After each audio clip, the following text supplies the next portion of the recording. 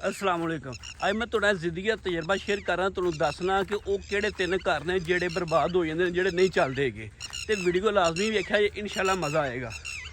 पहला घर हो जिथे बुढ़ी की हुक्मरानी होवे, जिथे बुढ़ी प्रधान होवे, बुढ़ी दरात करे बंदे दे होंदियां सुनदियां, वो घर कदे नहीं चलता हैगा। हाँ बंदा नहीं हैगा या बंदा दा ज़हनी तवाज़ुन नहीं ठीक, बंदा फौत हो गया फिर बुढ़ी जिहड़ी है ना औरत घर के मामलात वेख सकती है। तो बंदे दे होंदियां सोंदियां जिहड़ी औरत घर की हुक्मरानी करे, घर के मामला चलाए, वो घर कदे नहीं चल सकता।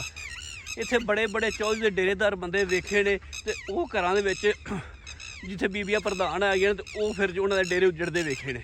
तो जेह्ड़े घर च बीबी की हुक्मरानी है वो घर नहीं कदी चल सकता।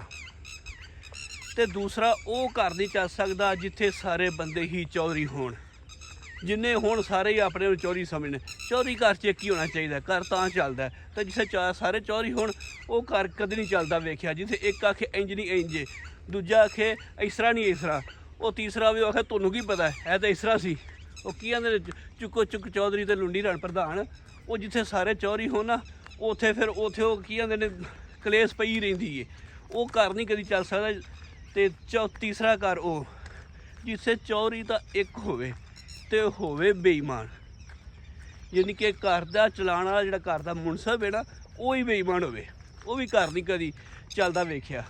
और मैं ना घर तक ही चलता वेख्या जिस मुल्क का मुनसब, जिस मुल्क का फैसला करने वाला वो ही बेईमान हो जाए। मुल्क चलते नहीं वेखे तो घर तो बड़ी दूर की गल। तो वीडियो चंगी लगी वीडियो लाजमी लाइक तो शेयर करिया जे।